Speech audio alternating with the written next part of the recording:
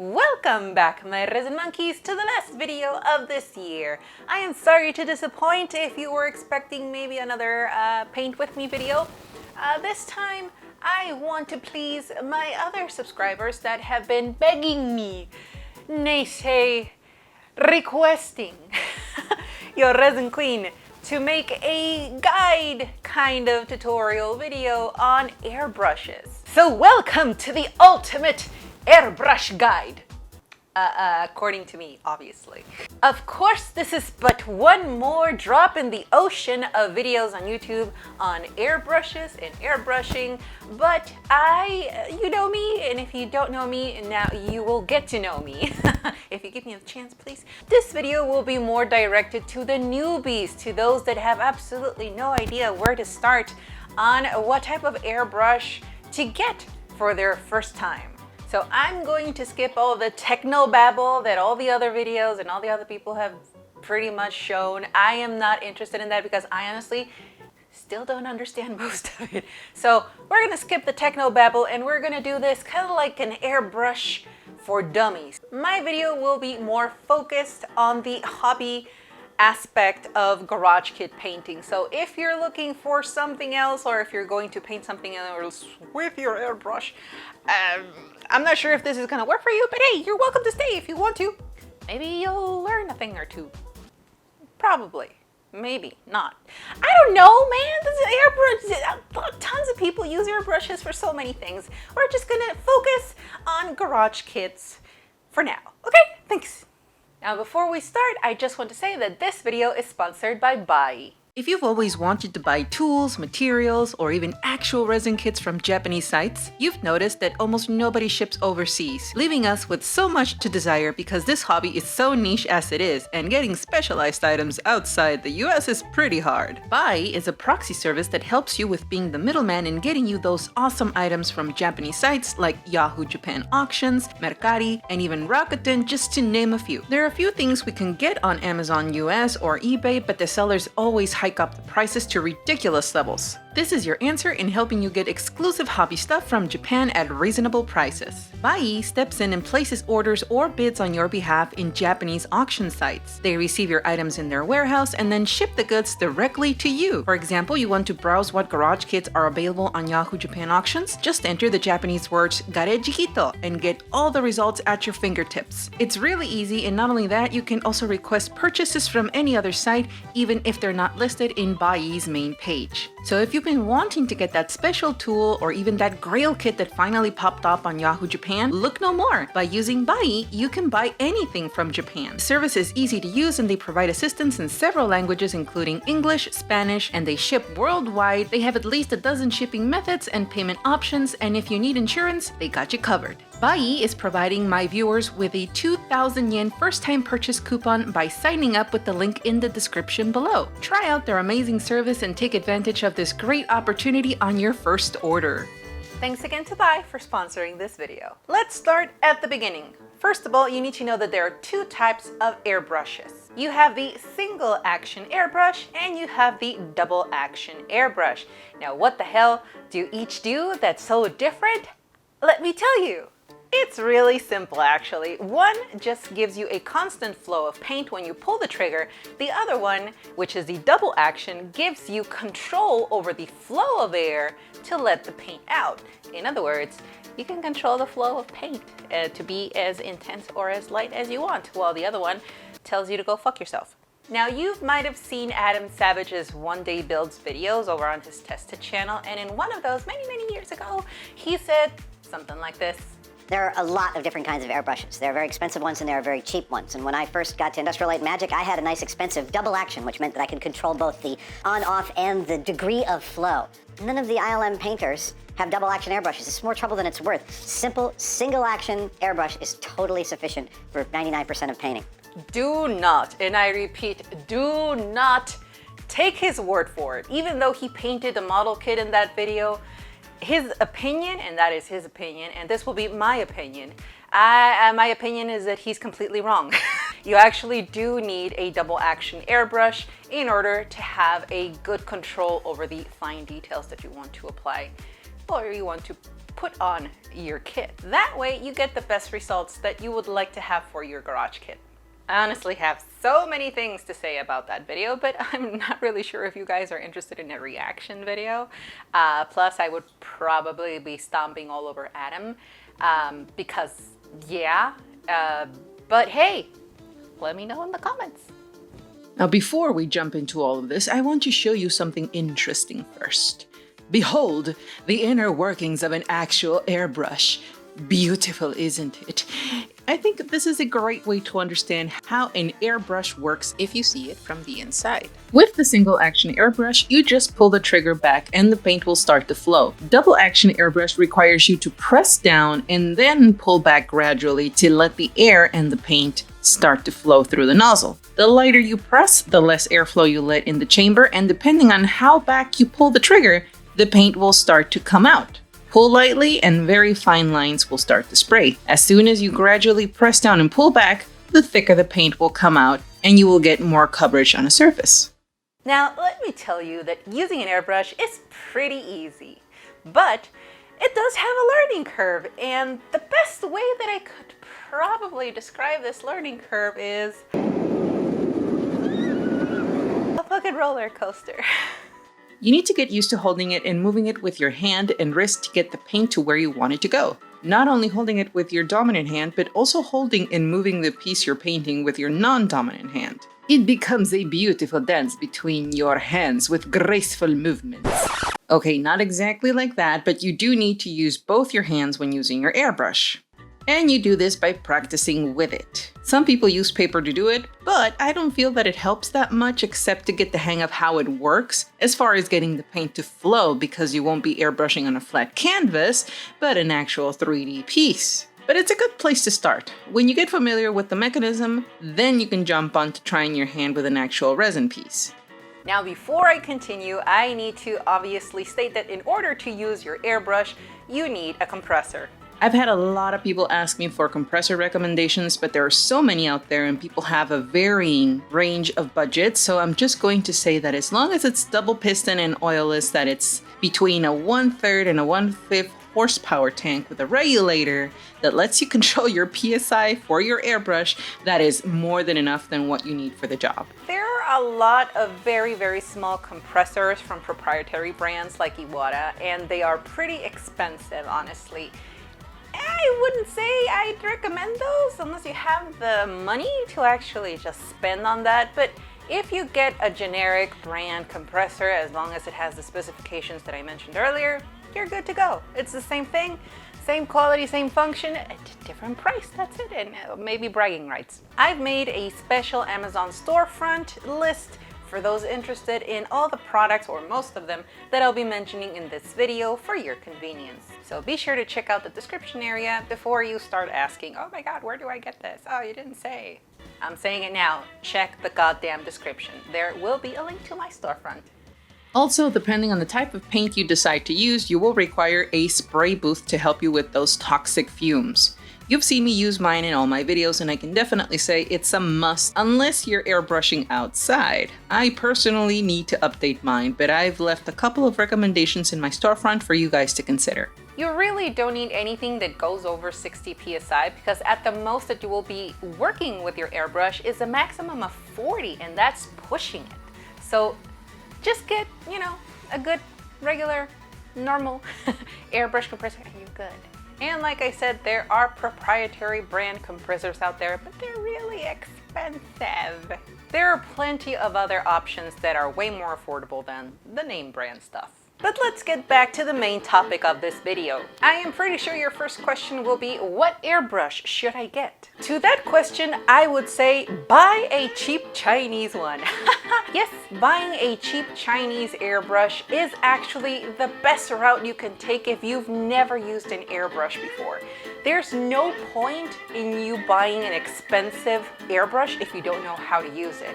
You're gonna end up screwing up or messing up some or most of the parts of the airbrush, and it's not fun having to replace parts because stuff is expensive. And unless you like to waste money, then by all means go ahead, buy a brand name one. Learn how to use it. Hope you don't break it. So yeah, go with the Chinese one. And basically what happens with the Chinese airbrushes is that while they are generic, they are disposable. And why do I say disposable? Because there are no replacement parts available, to my knowledge, for Chinese airbrushes, generic airbrushes. Usually the parts that you tend to replace most are the needles. So if you screw up or if you mess up or one of the parts goes out, yeah, that's the moment. That's your signal to upgrade.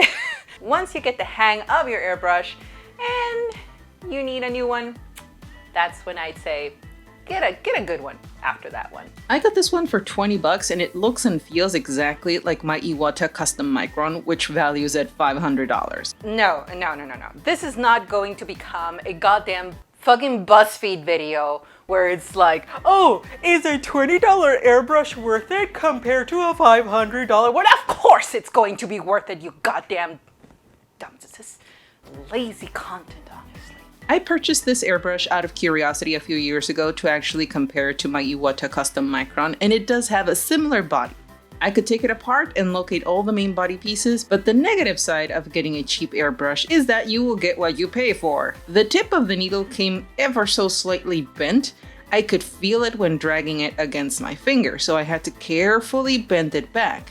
Now, your needle is one of the most important parts of your airbrush, so be very careful with it and don't bend the tip, because if you bend the tip, just the tips, or you know, something happens to it, the thing will not work. It will splatter all over and it will not spray in a straight line. It will go sideways. So yeah, please be careful with your needle. Another thing about the cheap one is that they do not lube up their guns. It's super important for any airbrush parts that move to be well lubed. And when I pulled back on that trigger, I could feel and hear the metal scratching against metal inside. So I took it apart and lubed it all up. After that ordeal, I did a test with it and it did an okay job. It's decent enough for a complete beginner. So while it won't last years, you will need to replace it when one or several of the parts give out or you mess it up. It's still a good starting point in your airbrush journey. Now, as far as prices goes for the Chinese airbrushes, like I said, I got that one for $20 and I've seen them between $15 and $20. So you're good. It's a bargain. It's cheap, it's a bargain, it's great to start. Now, if we're talking about brand name airbrushes, the lowest I saw was about $60, and it goes all the way up to $500, which is no longer an entry level, but hey, might as well put it out there, you know, the price range, $60, $500. So it really depends on your skill level and how comfortable are you with spending, you know, that amount of money. So budget. Always think of your budget, yes. Getting a brand name expensive airbrush does require a little bit of consideration because it is an investment. If you are not able to maintain it or you're not able to get replacement parts easily, all these things you really need to think through before you actually go in and take the dive into quote unquote real airbrushes. And yeah. That's the best advice that I can give you at this point. Personally, I can vouch for Iwata and for GSI Krios, which is both are Japanese, but Iwata is more known in the West compared to GSI Krios. GSI Krios is more known in Japan, and they are both professional brand name, companies that provide airbrushes. Iwata does have like the expensive range, but GSI Krios, while it does have professional garage kits, their prices are way more affordable compared to Iwata, so food for thought. Again, recommendations are in my Amazon storefront for you. Also, as a note, I know somebody is going to ask and I'm going to answer, no, I have not used and I didn't want to purchase because it's going to be an unnecessary purchase. One of those USB or power cord activated airbrushes, like the ones that have like the canister and the airbrush on top, and you just I have no idea how good they are compared to conventional airbrushes that you have to connect to a real compressor. I wouldn't know. You might as well go and check out other videos on YouTube, giving out reviews on them, because I honestly I didn't want to bother. I'm sorry. Now with that fair recommendation and warning, let's get to the interesting stuff. There are 3 different types of airbrush bodies. We have the gravity feed, the side feed, and the siphon feed. I've used a siphon feed airbrush before, and in fact I still have it, but I can definitely say I recommend you do not use this type. Cleaning it was a real pain in the ass, and you can see from how badly the tubes are stained inside, I could never really get the paint bottle clean enough, and I would constantly get old paint mixed in with the new one and messing up my color, so avoid this type of airbrush. I would feel more comfortable recommending you use a gravity feed one because it's easier to clean the cup. Let's say you've decided on what type of airbrush you want. Your next question is probably going to be, what needle or nozzle should I get? There are 0.3, 0.4, and even 0.5 millimeter size needles. Each one has its function. The smaller the needle size, the finer the detail you can achieve with it. The larger needle, the bigger and wider your coverage will get. I normally paint with a 0.2 millimeter size needle. It's ideal for the type of work needed for painting kits like these. You have more control to spray small details and also spray to cover large areas. I recently purchased a 0.5mm single action airbrush from GSI Krios.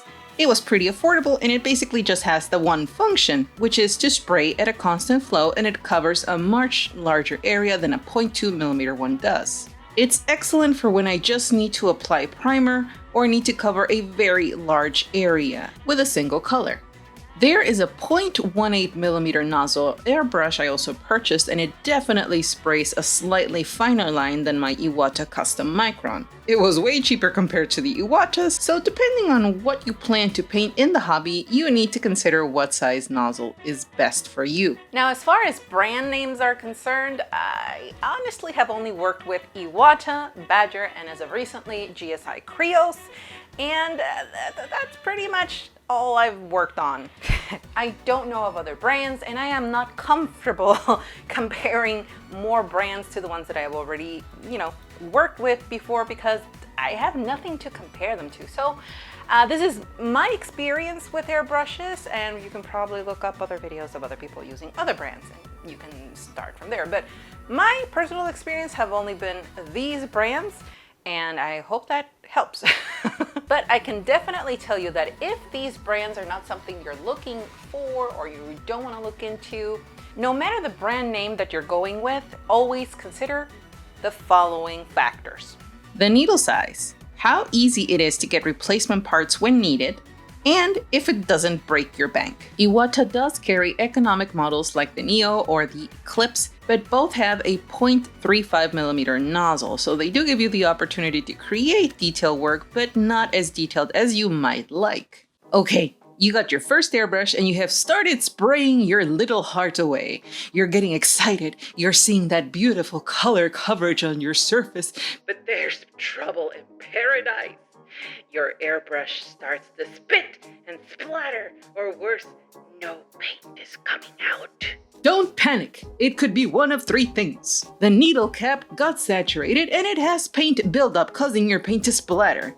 Just take a Q-tip with thinner, I will put a mental note on that and come back to it later, and just clean up the buildup. If there's no buildup but it's still spitting, then I'm afraid to say that you have a clogged airbrush. This is the part where you need to take apart the nozzle cap down to the actual nozzle, as there will be micro chunks of paint clogging your needle.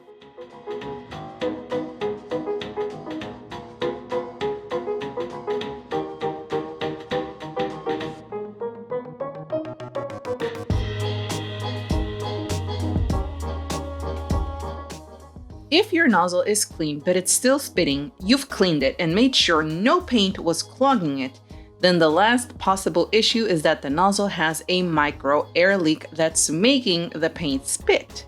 To fix this, take a tiny bit of beeswax, and I mean a tiny bit, and apply it to the thread area and secure it again. I collect a ton of chapstick, so I always have beeswax on hand. And while I'm here, let me tell you that you definitely need to learn how to properly clean your airbrush. To do a proper cleanup and maintenance, you will need the following items. Q-tips. Always have Q-tips or cotton around. A cleaning needle. A nozzle remover for your airbrush. Your airbrush will have a tiny monkey wrench to help you unscrew it, but it sucks, and there's a high probability that you can lose that tiny piece, and if you do, say goodbye to it along with $50 because that's what it costs in most cases. And I have lost many nozzles to the void in the floor before, so I know what I'm talking about. So buy this little tool. It's a lifesaver.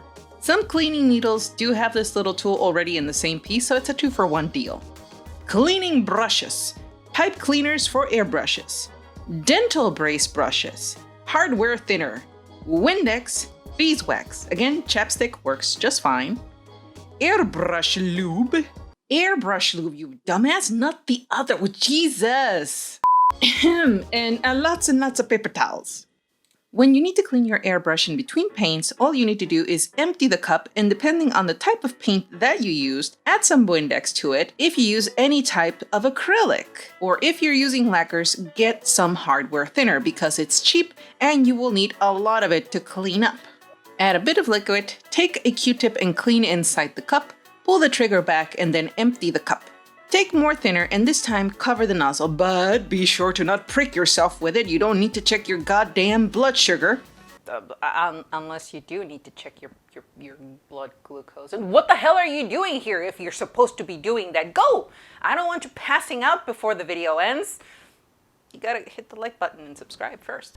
Once the cap is covered, pull the trigger back and again you will see a little bit of paint left in the nozzle get pushed back into the cup. Empty it and then take your paper towel and wipe it dry. Rinse and repeat for every time you need to change colors or paint type. Now a good pro tip I can give you to clean the nozzle is to take those brace brushes and pass it around the inside of the thread. The size of those tiny brushes are perfect to reach these small tiny areas. Now, when you're done using your airbrush for the day, I totally and wholeheartedly recommend you do a complete cleaning, meaning take everything apart, wipe all the paint from the nozzle cap, the cup, the inside of the body, and as well as the needle itself. Be sure to make a mental note of how the parts are assembled so you can reassemble them once you're done. If your airbrush has an instruction manual, take it out to guide you. Once you do this enough times, it will be easy to remember what goes first and what goes last.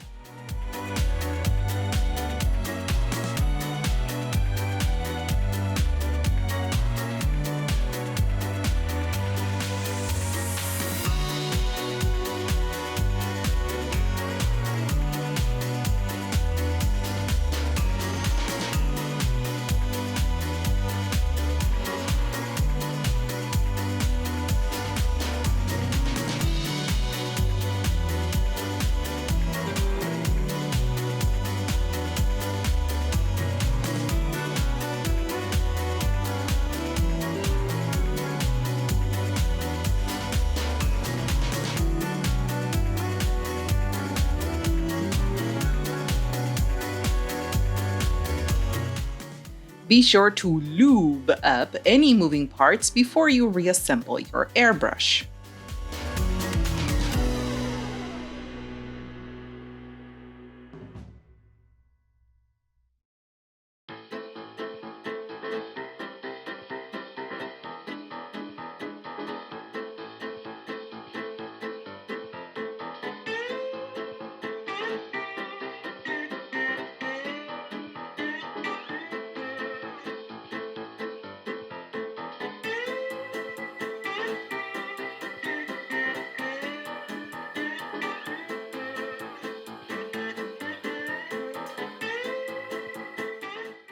You never want to leave your airbrush dirty. You can ruin it, or at least you will need to buy replacement parts like O-rings and needles because of the poor maintenance. Don't be like my girl here.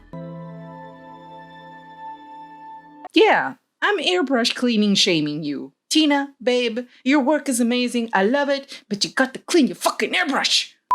Now you might actually find some airbrush cleaning kits. I honestly do not recommend you buy them because I bought one from Iwata thinking I was gonna get some really nice things that I could not get separately. No, apparently no.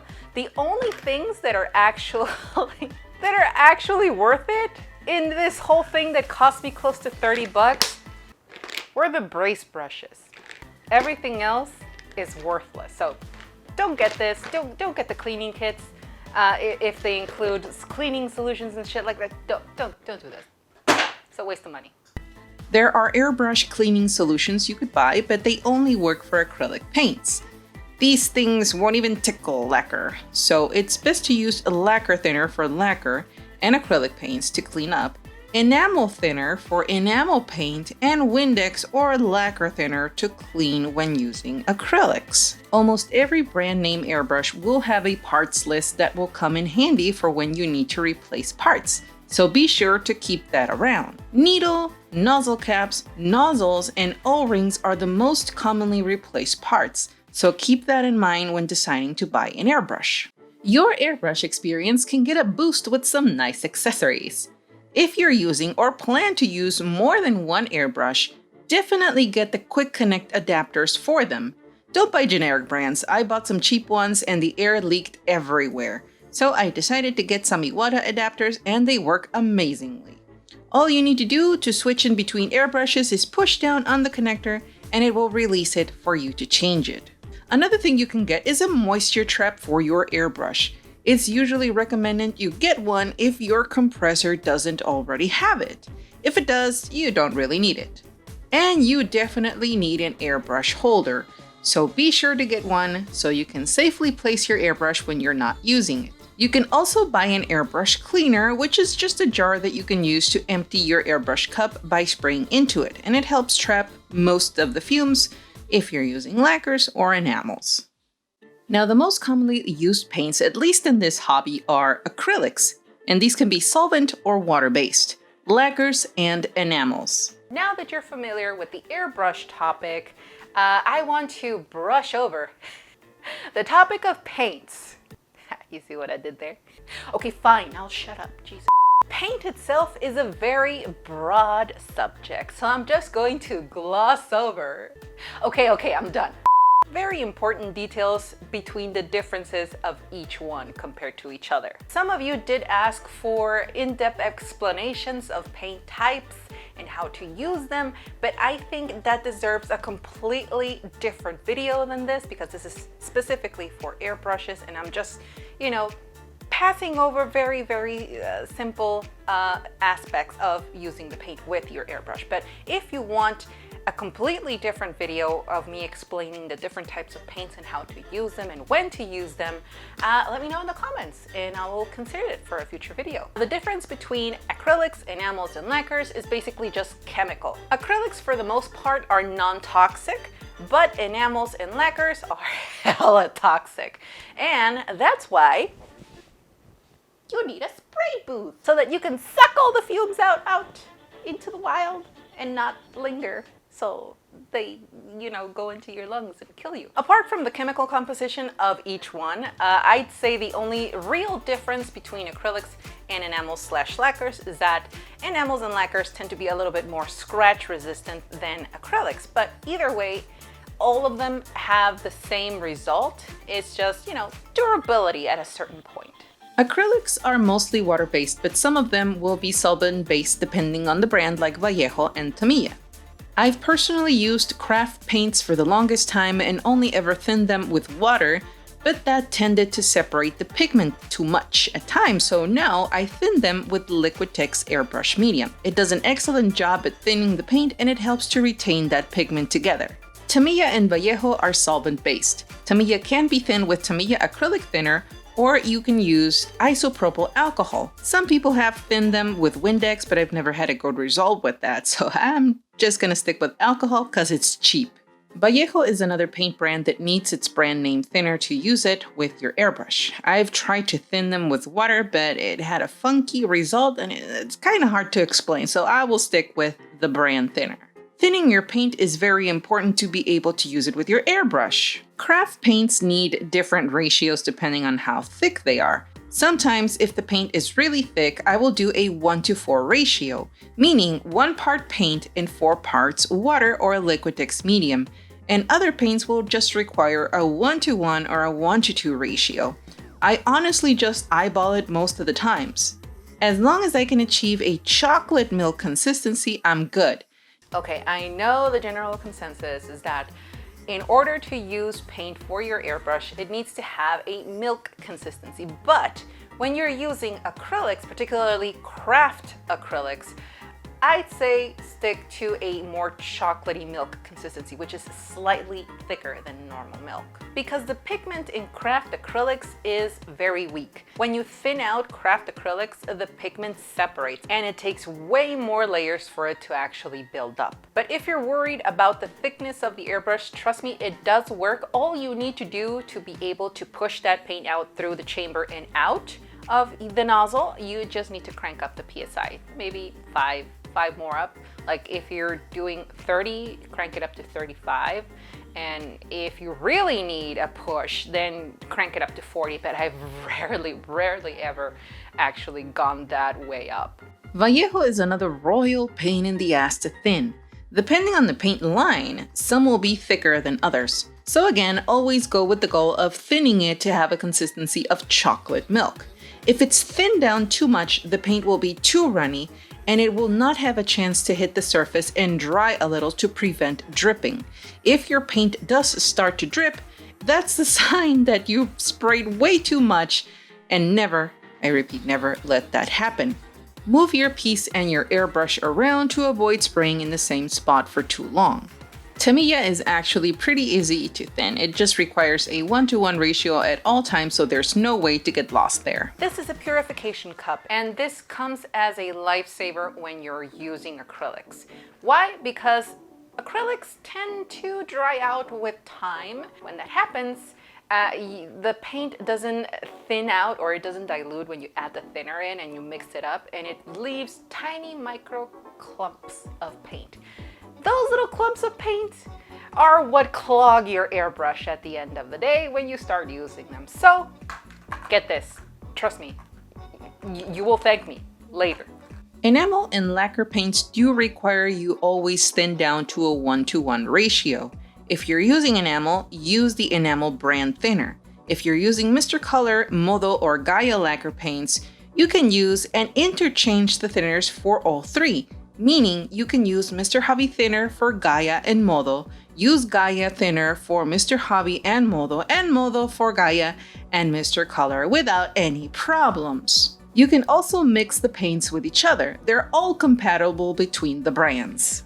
When cleaning your airbrush after using enamels, you do need to clean it with enamel thinner. It won't work if you try and clean it with water or lacquer paint.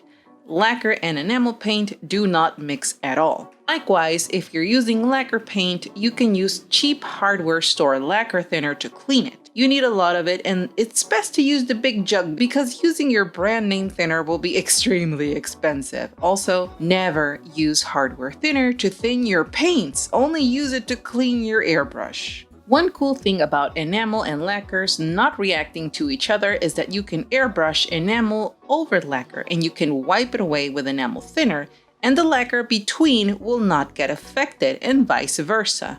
You can also achieve really nice results with this advantage. Basically, removing paint from above to reveal a different color below. And with your paint done, you can definitely start sealing. It's not at all recommended to seal with lacquers over some acrylic paints like Tamiya. I've had really bad reactions of the lacquer eating up the acrylic when it was supposed to seal. But if I use lacquer sealers over water-based acrylics, it had absolutely no reaction. You can seal it several times and the surface will not get affected. Likewise, you can use lacquer and acrylic sealers to seal lacquer and enamel. Lastly, I need to mention PSI, or the pressure to which to set your compressor to. Normally, fine detail work requires a 20 to 25 PSI. Regular coverage needs between 25 and 30. I usually have it set at 30 most of the times for my work and lower it when I need to do fine lines. When you're using thicker paint, crank the pressure up to 35 PSI. The paint is a little thicker than normal and it needs a little more push to come out of your airbrush. some of you asked regarding ideal spraying distance, and it depends on what you want to do. For fine lines or details, I spray at about 3 or 5 centimeter distance from the surface. If you want to cover a larger area, I spray at about 10 centimeters away. Spraying any longer distance will result in your paint drying up before you can even touch the surface, and you will get a bumpy finish and too diffused. Ideal distance would be between the lines of 5 and 10 centimeters away from your surface. I know some of you are gonna ask me, oh Leona, but what about Creatix paints? They're airbrush ready. No, they're not. It's shit. Okay, it didn't spill. Creatix paints are indeed acrylic paints and they proclaim to be airbrush ready, but they are really not. I've used them in the past and I do not like the results at all. It's a pain in the ass. You still have to thin them, but you can't thin them with water because you break the pigment. So yeah, save yourself the trouble. Don't get that paint. Unless you're used to that paint, then by all means, go ahead. But I'm not gonna touch it with a 9-foot pole. All right, real talk. I have used that paint. I do not like it. That's actually the only times that I've actually had to crank up my compressor to 40 psi in order to get the paint to flow from my airbrush. Then I realized that that particular paint is best designed for 0.3 millimeter airbrushes, not 0.2. So yeah, she be thick. And I don't have the capacity to handle her. I hope you found this guide helpful. If not, I'm really sorry. I really tried.